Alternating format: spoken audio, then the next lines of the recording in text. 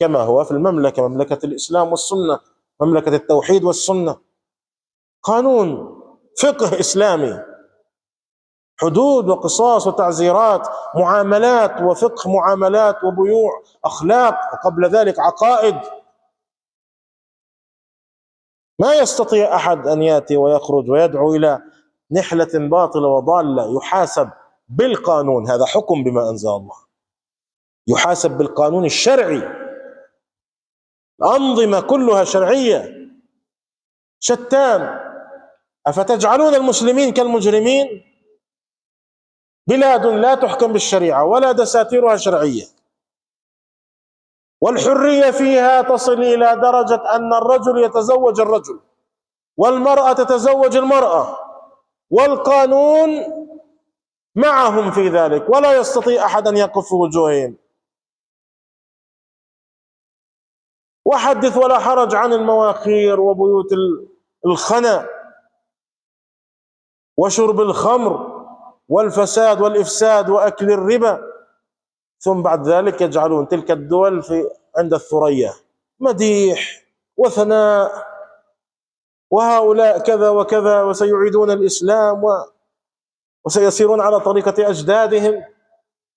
وأما من كان داعية العقيدة والسنة والتوحيد، والبلاد فيها تستر وبعد عن الفواحش، والأخطاء موجودة والمعاصي موجودة، ولكن بالجملة ما في دولة مثلها.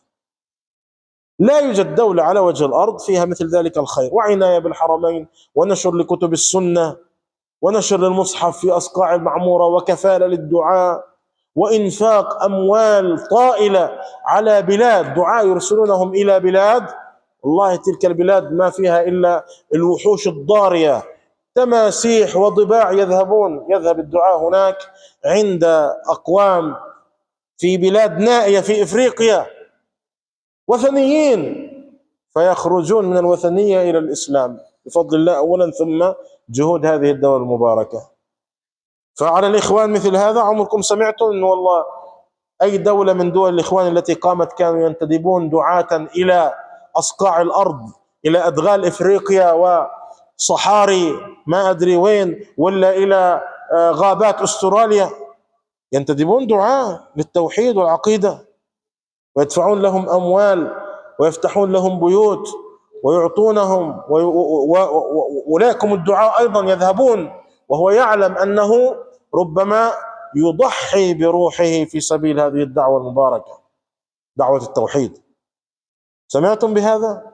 والله ما سمعنا أبدا، ما سمعنا أبدا إلا عند هذه الدولة المباركة، الدولة السعودية.